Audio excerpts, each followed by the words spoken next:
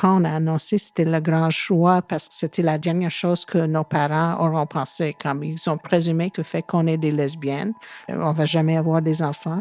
Puis ils ont fait le deuil. Quand j'ai dit, on a des grandes nouvelles pour vous, devinez qu'est-ce que c'est. Puis ils ont deviné 1 million de choses, mais ça, pas ça de tout. Et puis, ils étaient très surpris et très émus aussi, les deux côtés. Donc, c'était une annonce vraiment positive pour nos parents.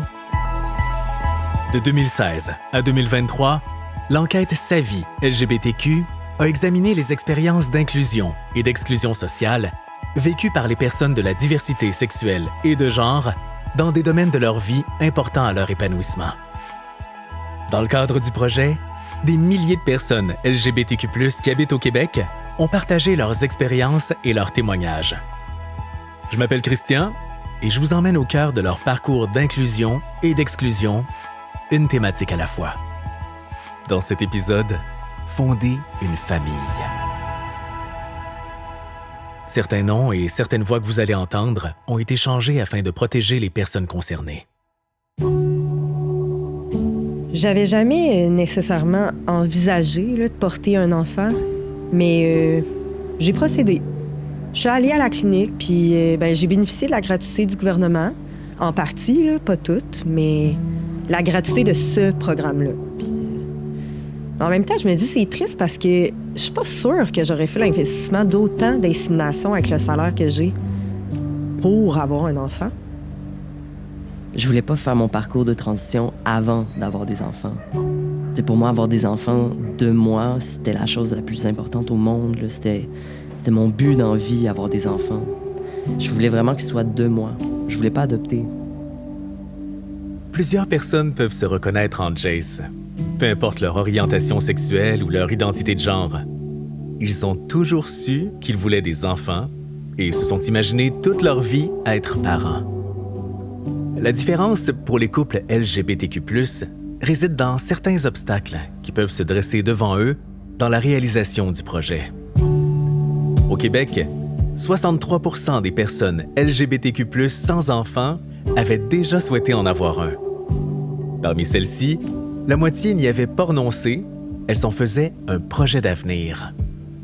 L'autre moitié disait avoir déjà utilisé ou tenté d'utiliser des services spécialisés pour fonder une famille, mais sans succès. Dans l'ensemble, c'est près d'une personne LGBTQ+ sur 5 qui est parent et la plupart d'entre elles ont plus d'un enfant. Évidemment, la majorité des couples de même sexe ne deviennent pas parents grâce à une surprise tombée à point. C'est pas non plus le cas de certaines personnes trans ou non-binaires dont la transition médicale engendre parfois l'infertilité. Ainsi, les personnes LGBTQ+, qui désirent devenir parents, se retrouvent devant une question d'apparence toute simple à première vue, mais qui, finalement, est pas si simple.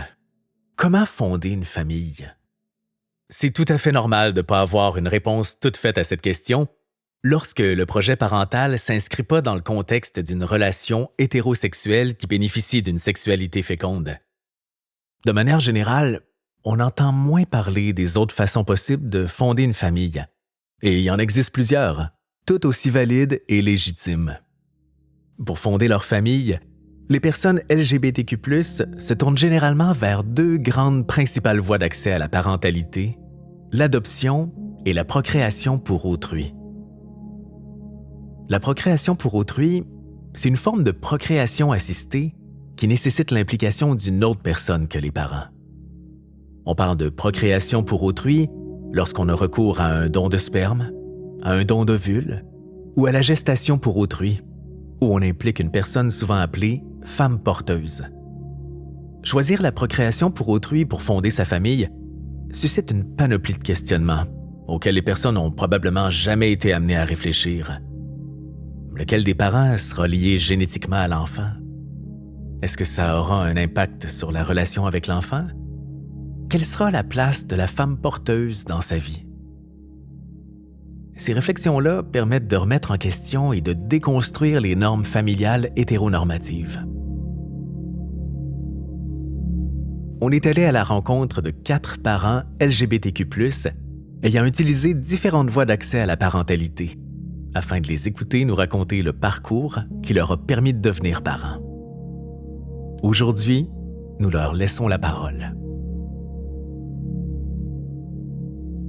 Mona Greenbaum et Lance Trillen font partie de la coalition des familles LGBT+, et ont tous deux choisi de procéder par don de sperme pour avoir un enfant.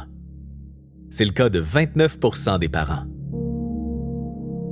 Mona raconte son histoire en nous faisant faire un bond 30 ans en arrière, alors que les familles LGBTQ+, n'étaient pas encore légalement reconnues au Québec et que les couples de femmes n'avaient pas accès aux cliniques de fertilité.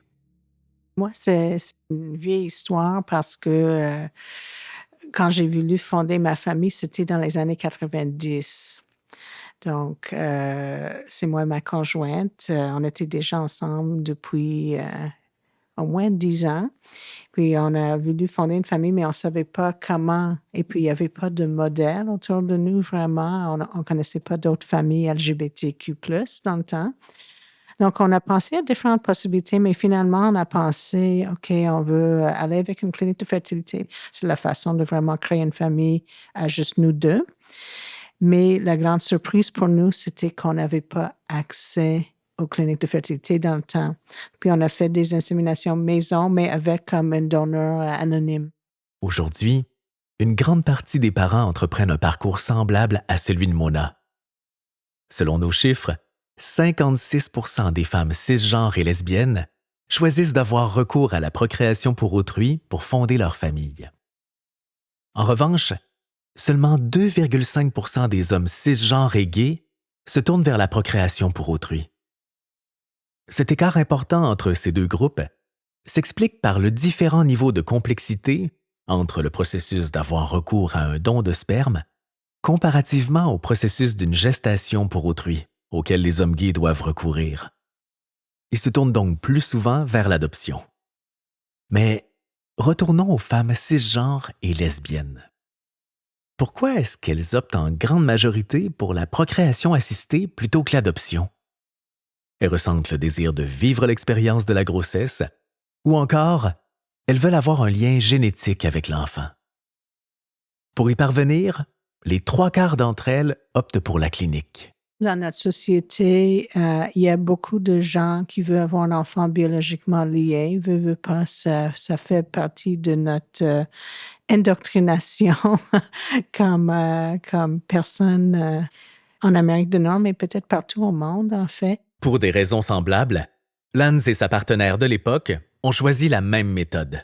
Donc, j'étais avec mon ex depuis quand même 3-4 ans, ouais, quand on a décidé de se lancer dans la grande aventure. Nous, on a eu cette chance d'être tombés sur la première gratuité, en fait, en clinique. Et 2 essais plus tard, on a eu des jumeaux qui ont maintenant 6 ans. Ce parcours peut impliquer plusieurs défis. Pour certains, ce sont les coûts, tandis que d'autres se heurtent à de nombreux échecs. Dans le cas de Lance, il s'agissait d'incompréhension de la part du personnel de la clinique. Plus précisément, des employés à la réception. Les difficultés, je dirais que ça a été plus à l'entrée. Je veux le dire franchement, les personnes qui sont à l'entrée, qui sont peut-être moins informées que les médecins, tout le personnel médical à l'intérieur. Donc, quand tu arrives et que tu as un couple, pour le nôtre, qui était un couple de femmes arrivées devant, tu as les regards, tu as des questions. Il y a encore des biens inconscients qui restent malgré tout. Moi, j'ai eu mes enfants en 2016, c'est pas loin. On en parlait peut-être moins que maintenant. C'est plutôt l'hétéro-cisnormativité. Donc, on va juste adresser la personne qui va être enceinte, mais on ne va pas vraiment regarder l'autre personne ou même prendre le temps de savoir, mais c'est qui cette personne-là? Donc, poser des questions, mais vous êtes qui? C'est quoi vos pronoms? C'est quoi votre lien avec telle personne? Chaque fois, c'est une différente personne, c'est une différente infirmière. Et puis, d'être obligé de répéter à chaque reprise, non, j'ai pas de mari, je suis en couple de même genre, je suis avec une autre femme. C'est comme, je connais des personnes qui ont dû répéter ça une douzaine de fois au lieu d'avoir mis ça dans le dossier tout de suite. Lance a tout de même poursuivi sa quête de parentalité par la voie d'un don dirigé. Ça signifie que la personne qui fait don de son sperme, de ses ovules ou de l'embryon est connue du couple ou de la personne à qui ils sont destinés. Le don dirigé implique généralement une proximité entre la personne qui donne ses gamètes et les futurs parents.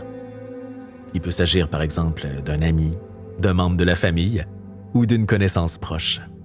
Comme les personnes LGBTQ+, sortent du cadre cis hétéronormatif pour fonder leur famille, les cliniques sont parfois déstabilisées et comprennent pas leurs projets parentaux spécifiques.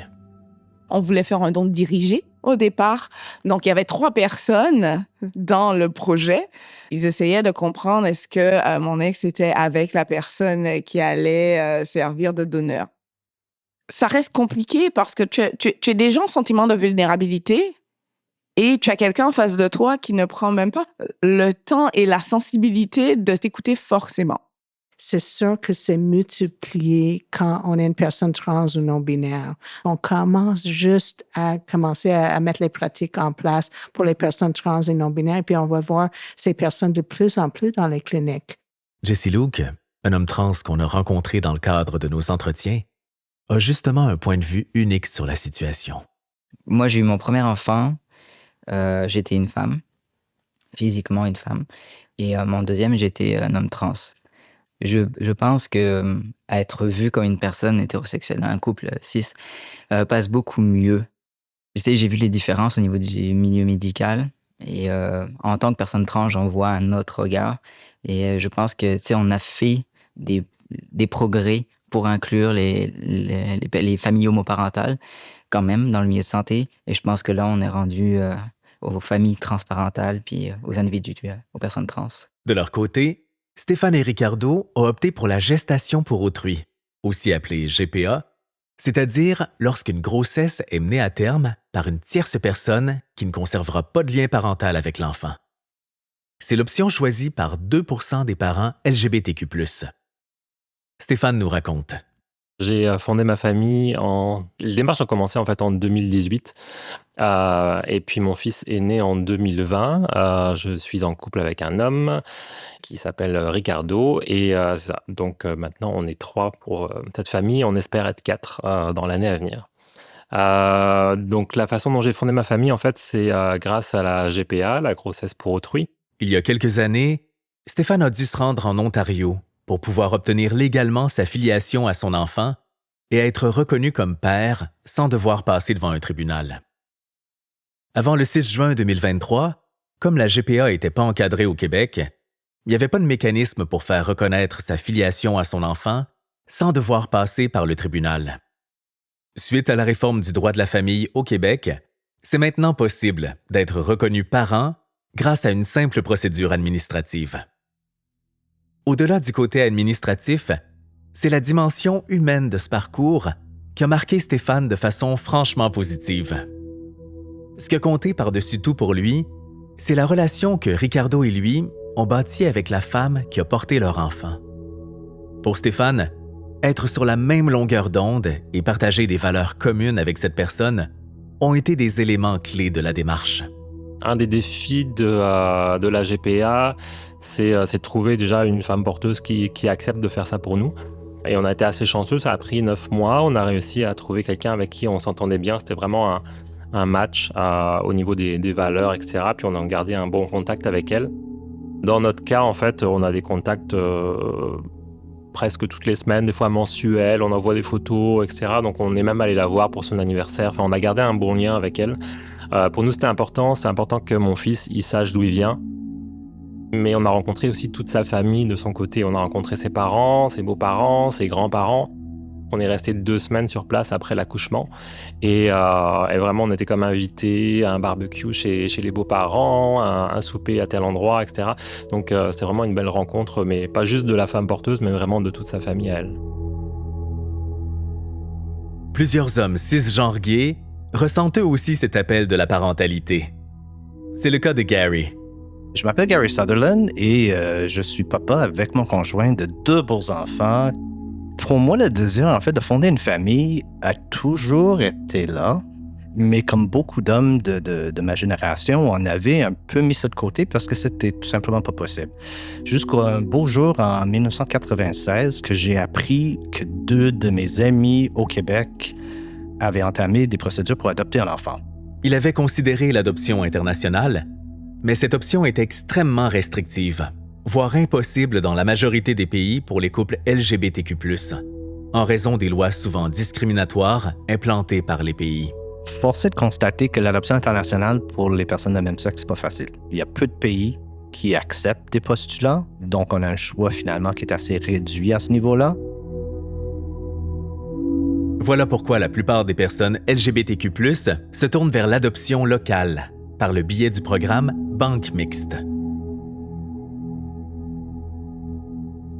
Selon l'enquête, sur les 10% des parents qui se sont tournés vers l'adoption, une personne sur 6 est un homme cisgenre gay. C'est le cas de Gary. Nous avons fait appel donc à la Banque mixte de la DPJ il y a maintenant 17 ans pour un premier enfant qui est arrivé en 2005, qui a été suivi par une petite sœur qui est arrivée en 2009. La Banque mixte de la DPJ, en fait, l'idée est née dans les années 80 lorsqu'on a voulu avoir des solutions permanentes pour des enfants qui n'allaient pas retourner dans leur famille biologique pour toutes sortes de raisons. Et donc, on cherchait en fait à solidifier les liens pour ces enfants-là dans une famille qui était prête à les adopter en bout de ligne s'ils devenaient adoptables aux yeux de la loi. La Banque mixte, c'est donc une famille d'accueil qui commence par offrir un foyer temporaire à un enfant, tout en lui permettant de garder des liens avec sa famille biologique si la situation le permet. Si le retour dans sa famille d'origine devient impossible, la famille d'accueil s'engage auprès de l'enfant jusqu'à ses 18 ans et peut même l'adopter lorsque les conditions sont atteintes. C'est un processus quand même qui est long. Il s'agit de toute une soumission de candidature, des séances d'information, des formulaires à n'en plus finir, des entrevues avec une travailleuse sociale ou un travailleur social. En fait, c'est de l'ordre de 8 à 10 heures d'entrevue en tout. Au moins. C'est toute une évaluation qu'on appelle psychosociale. Et au bout de ça, c'est aussi beaucoup de questionnements internes. C'est quand même tout un parcours du combattant. Il n'y a jamais 2 parcours qui sont identiques en banque mixte. Il peut y avoir des cas où l'enfant est placé dans une famille d'accueil, et devient adoptable ou admissible à l'adoption très rapidement. C'était plutôt le cas de notre premier enfant.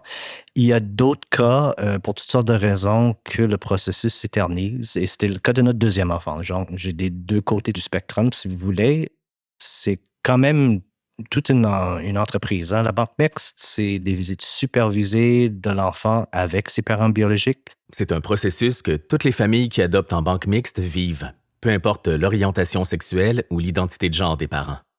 Dans tous les cas, ces visites suscitent beaucoup d'inquiétudes et d'appréhension et font parfois peur aux futurs parents qui songent à adopter en banque mixte. Lorsqu'il y a des visites avec les parents biologiques, c'est difficile. Parfois, ça crée beaucoup de perturbations chez l'enfant. Donc, c'est la partie la plus difficile et peut-être la partie qui est la moins certaine dans tout ça. Au début, je me souviens, il y a 15 ans, les gens avaient la crainte que l'enfant retourne dans sa famille biologique. Ça s'avère, avec le temps, être de moins en moins le cas. Mais par contre, ce qui peut arriver parfois, c'est que l'enfant ne soit pas adopté en tant que tel, qu'il reste en situation de famille d'accueil, puisqu'il subsiste un lien avec le parent biologique. Donc, on est comme un peu entre deux. C'est peut-être une partie qui est plus difficile. La DPJ montre aujourd'hui plus d'ouverture envers les couples LGBTQ+, marquant une évolution significative depuis la première expérience de Gary. Lorsque j'ai commencé en banque mixte, c'est sûr qu'il n'y avait pas beaucoup d'expérience dans les services de la DPJ avec des familles, des couples de même sexe ou des personnes gays et lesbiennes.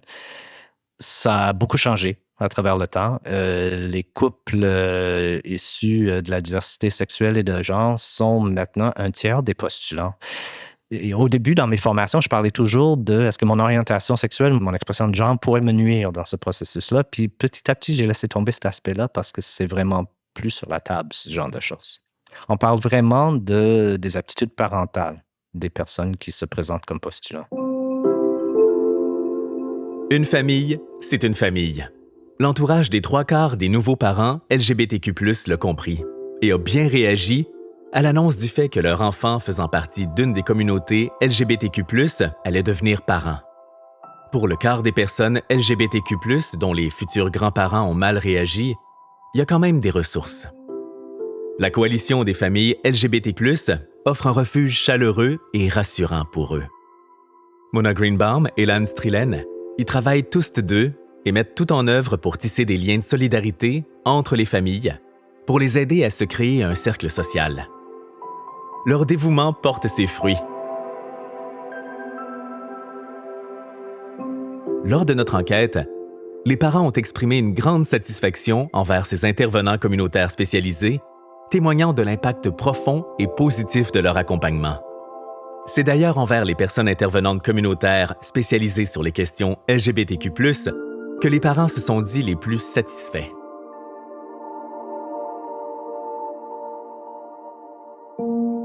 On offre déjà comme des outils aux futurs parents dans la communauté. Avec la coalition, je dirais que ça, c'est notre activité le plus populaire. C'est les activités phares de la coalition, c'est nos ateliers pour les futurs parents. Puis c'est pas juste sur le processus, c'est aussi des ateliers sur comment répondre aux questions stéréotypées ou comment dealer avec le système ou qu'est-ce qui est l'aspect légal de tout ça, comme que ce soit l'adoption, procréation assistée, que ce soit la gestation pour autrui, parce que pour nous, évidemment, c'est plus compliqué que juste faire amour pour faire un bébé.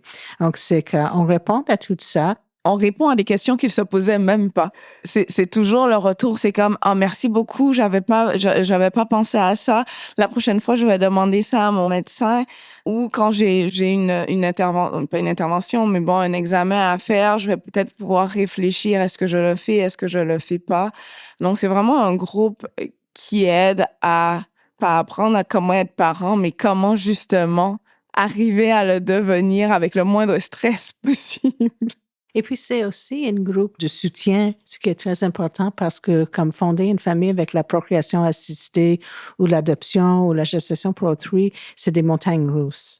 Et c'est vraiment, comme il y a des hauts, des bas, c'est un processus émotionnel. Donc, juste avoir d'autres personnes autour qui partagent la même expérience, c'est très important parce qu'on peut se sentir facilement isolé. Pour les futurs parents, c'est quand même, on se rend compte que autour souvent, qui est-ce qu'on a comme amis? Parfois, ce sont des amis hétéros qui ont eu des enfants. Donc, quand on pose la question, leur parcours n'est pas du tout le même. Donc, on est pris au dépourvu, on pose des questions, il n'y a personne qui peut nous répondre. Donc, avoir un groupe de soutien, avoir un groupe où on peut surtout être soi-même, ça fait toute la différence dans un milieu LGBT. C'est quelque chose qui vaut vraiment la peine d'être mis sur la table. On est quand même au 21e siècle. On est dans une ère où les familles, c'est plus le modèle traditionnel que c'était. Les familles se défont et se font de la manière dont elles veulent bien se faire. Quelque part, il faut qu'on se défasse de cette idée-là qu'une cellule familiale, c'est maman, papa et les enfants, et que les enfants ressemblent nécessairement à leurs parents pour aller vers... c'est des gens qu'on choisit. C'est des gens qu'on choisit pour être dans notre famille puis pour tisser ces liens-là. Parce que c'est important qu'une famille partage les mêmes valeurs et une solidité interne, mais c'est aussi important d'avoir une reconnaissance à l'extérieur. Et ça, c'est la société qui doit le faire. C'est pas nous. Fonder une famille, ce n'est que le début d'une grande aventure. Dans le prochain épisode, on plonge dans le quotidien des parents LGBTQ+, et de leurs enfants. De la petite enfance à l'adolescence, on explore les défis uniques et les moments marquants qui façonnent leur parcours. Cet épisode a été coproduit avec la Chaire de recherche du Canada sur la procréation pour autrui et les liens familiaux. Sa vie LGBTQ est un projet de la Chaire de recherche sur la diversité sexuelle et la pluralité des genres de l'Université du Québec à Montréal. Il a été financé par le Conseil de recherche en sciences humaines du Canada et a été développé avec la collaboration d'organismes communautaires, de syndicats, d'institutions publiques et parapubliques et de chercheurs universitaires, sans lesquels rien de tout ça n'aurait été possible. L'équipe tient à remercier toutes les personnes qui ont généreusement partagé leur savoir et leurs histoires de vie. Pour consulter l'intégralité de cette recherche, rendez-vous sur les sites web du projet, disponibles dans la description de cet épisode.